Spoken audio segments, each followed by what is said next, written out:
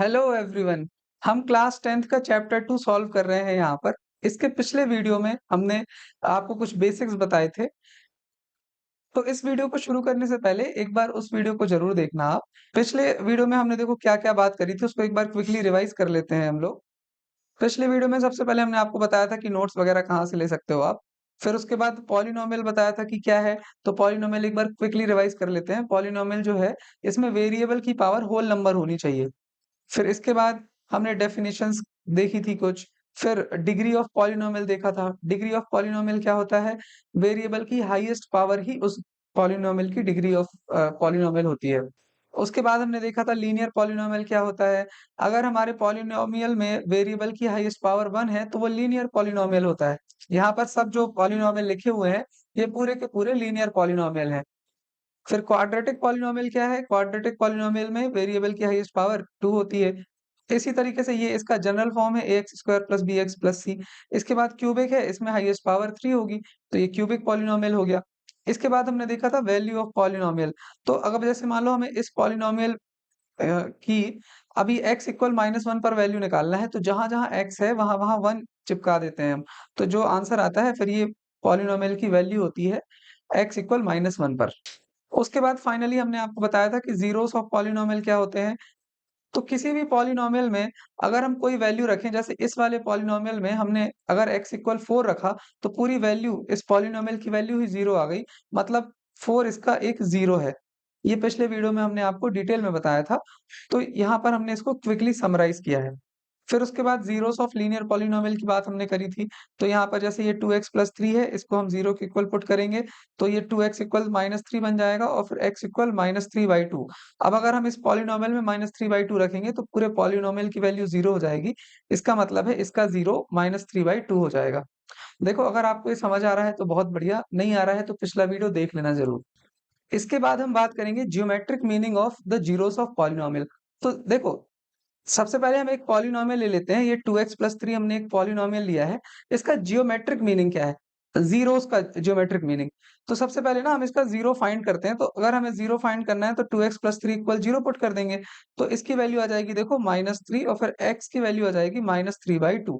मतलब इस पॉलिनोमियल का जो ज़ीरो है वो है -3/2। ज़ीरो याद है ना? x की क्या वैल्यू हम इसमें रखें? x की वैल्यू जैसे हमने -3/2 रख दी, तो फिर ये पूरा का पूरा जो पॉलिनोमियल है, ये 0 के बराबर आ गया ना? इसका मतलब -3/2 इस पॉलिनोमियल का एक ज़ीरो है। तो यही जो ज़ीरो आया ना हमारा -3/2, इसका ज्योमेट्रिक मीन हम यहाँ पर देखने वाले हैं कि ज्योमेट्रिकली इसका मीनिंग क्या है। तो देखो, 9th क्लास में आपने ग्राफ बनाना तो सीखा होगा। तो इस पॉलिनोमियल का हम एक ग्राफ बनाते हैं, y इक्वल 2x प्लस 3, इसका हम ग्राफ बनाते हैं।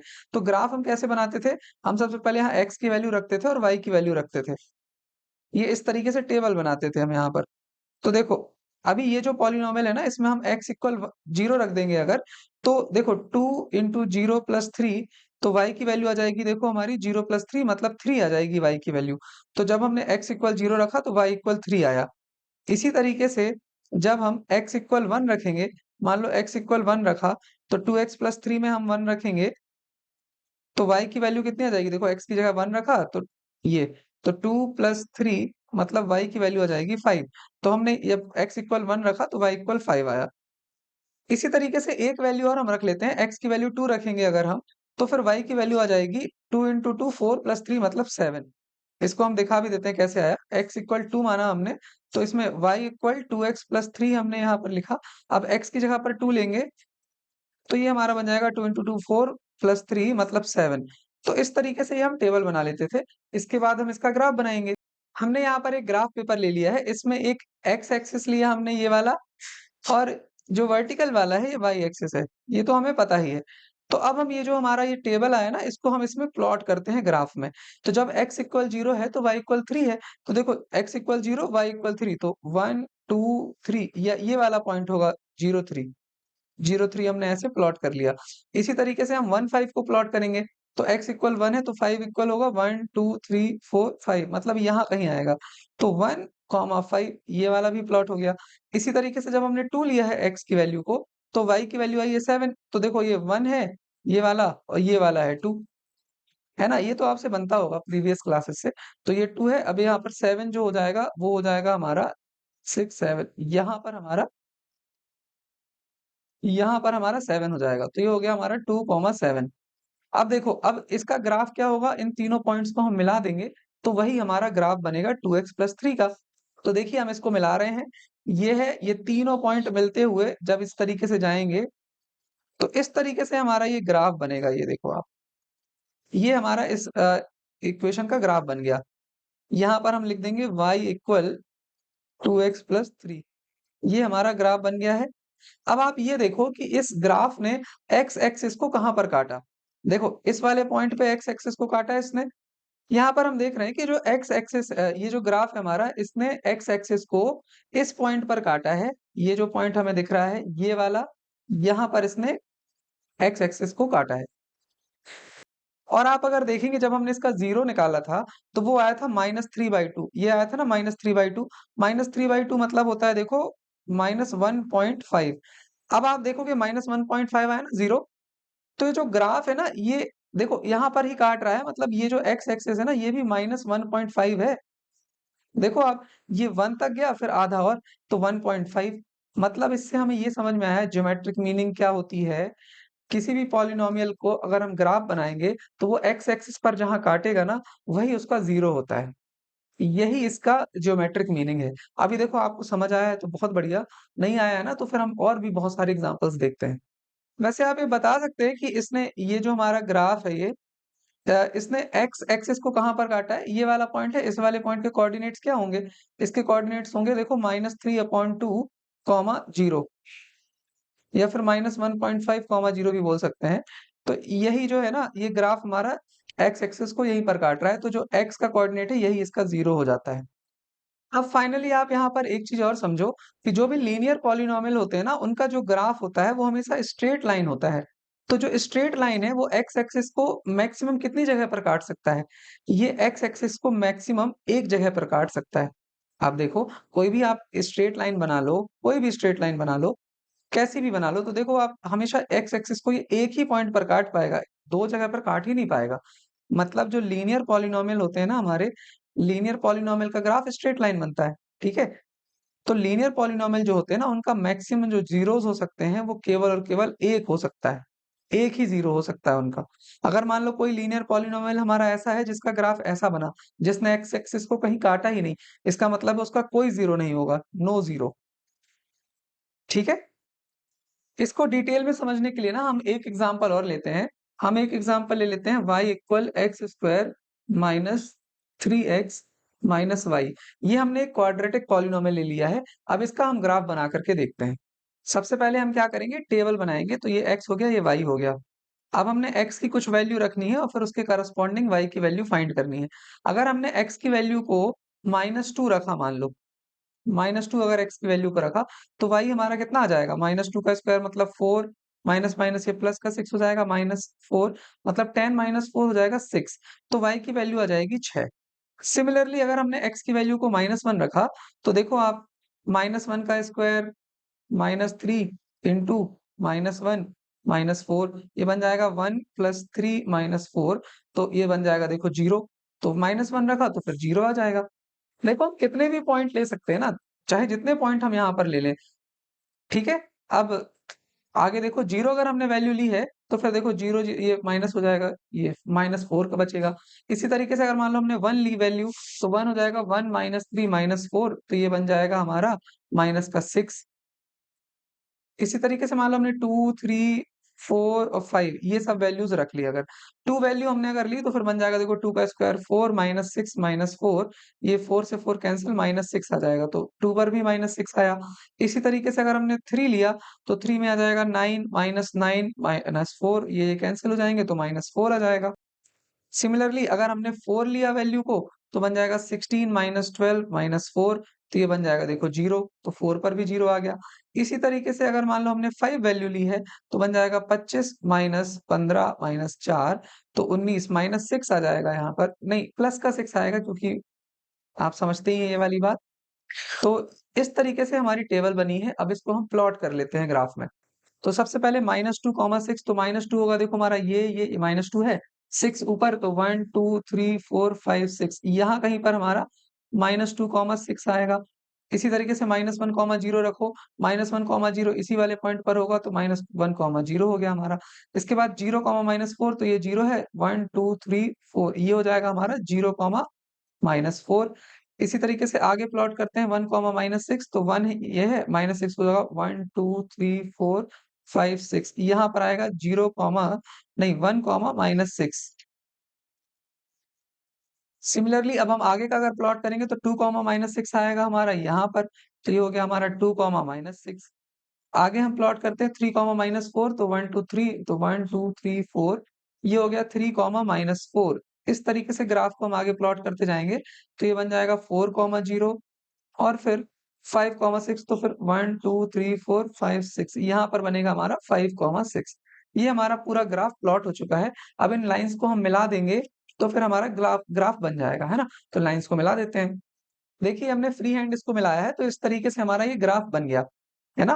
अब आप ये देखो, खुद गौर करो आप कि ये जो ग्राफ हमारा बना है, इसने एक्स एक्सिस को कितनी जगह पर काटा है? तो आप बोलोगे देखो ये 1 जगह पर काटा है और 2 जगह पर काटा है। एक बार फिर से देखते हैं। इस ग्राफ ने एक्स एक्सिस को 2 जगह पर कट किया है। देखो एक ये हो गया और एक ये हो गया। तो अब हम बोल सकते हैं कि इस पॉलिनोमियल का x square minus 3x minus 4 का जो ज़ीरोज़ हैं, वो 2 हैं, क्योंकि एक्स एक्सिस को 2 जगह पर काटा है। यही है देखो इसका ज्योमेट्रिक मीनिंग। मतलब क्या है कि अब आप अगर आपसे पूछे कि इनके ज़ीरोज़ होंगे क्या? इस पॉलिनोमियल के ज़ीरोज़ क्या होंगे? तो देखो एक तो -1, 0 पर काटा है, तो x का कोऑर्डिनेट ही उसका 0 होता है। तो देखो एक 0 इसका हो जाएगा -1 और दूसरा 0 जो हो जाएगा वो हो जाएगा 4, 0 है ना तो 4। तो -1 और 4 ही इसके ज़ीरोज़ हैं। अब अगर आप इस पॉलिनोमियल में -1 और 4 रखेंगे, तो फिर इस पूरे पॉलिनोमियल की वैल्यू 0 आ जाएगी। आप खुद ही देखो यहाँ पर है और फिर ये यहाँ पर है। आ गया ना? इसका मतलब है कि ये हमारे ज़ीरोज़ ग्राफ़िकल मेथड से भी हम फाइंड कर सकते हैं। अब इसमें आप एक कुछ चीज़ें और समझ लो कि जो क्वाड्रेटिक इक्वेशन होती है ना, हमारी क्वाड्रेटिक पॉलिनोमियल होता है ना, उसका ग्राफ हमेशा इसी तरह यू शेप में आता है। इसको पैराबोला शेप कहते हैं। मतलब इस तरीके से ग्राफ बनेगा। या तो फिर हमारा ग्राफ इस तरीके से भी बन सकता है, उल्टा इन्वर्टेड यू, है ना? अब इसमें कंडीशन क्या है? अगर a की वैल्यू 0 से बड़ी है, तो आपका ये वाला ग्राफ बनेगा, ये। और अगर देखो अभी हमारा बना ना इस तरीके से, यहाँ पर a की वैल्यू क्या है हमारी? अच्छा, अभी आपको a नहीं पता होगा, तो इस इक्वेशन को हम अपने स्टैंडर्ड इक्वेशन से कंपेयर करते हैं ax square plus bx plus c से। तो a की वैल्यू क्या हो जाएगी? एक्स स्क्वायर के साथ जो चिपका है वही a है। तो a हमारा हो जाएगा 1। अभी x के साथ जो चिपका है वो b है। तो x के साथ क्या चिपका है? -3 तो b हो जाएगा -3 और फिर c जो है वो हो जाएगा हमारा -4। अब आप देखोगे कि a है उसकी वैल्यू 0 से बड़ी है, तो फिर ग्राफ इस तरीके का बनेगा, ठीक है? अगर a की वैल्यू 0 से छोटी होगी हमारी, तो ग्राफ ऐसा बनेगा उल्टा, उल्टा इन्वर्टेड, ठीक है? देखो आगे कुछ ना केसेस समझाए गए हैं, हम आपको वो भी समझा देते हैं यहाँ पर क्विकली। तो देखो सबसे पहले कंडीशन क्या-क्या बन सकती है? हमारा जो ग्राफ बन सकता है, वो इस तरीके से बन सकता है ना? इस तरीके से इन्वर्टेड पैराबोला। तो हम ये बोलेंगे कि इस केस में जो हमारे इक्वेशन के जो पॉलिनोमियल के ज़ीरोज़ हैं, वो 2 हैं, 2 ज़ीरोज़ हैं। क्यों है 2? क्योंकि इसने एक्स एक्सिस को 2 जगह पर कट किया है, एक ये, एक ये। अब देखो दूसरी कंडीशन क्या बन सकती है? दूसरी कंडीशन हमारी बन सकती है इस तरीके से। यहाँ भी देखो आप ये 2 ज़ीरोज़ हैं। क्यों है? क्योंकि इसने एक्स एक्सिस को 2 जगह पर कट किया है, एक ये है, एक ये है। ठीक है? अब आप देखो अगला केस क्या बन सकता है? अगला केस बन सकता है इस तरीके का।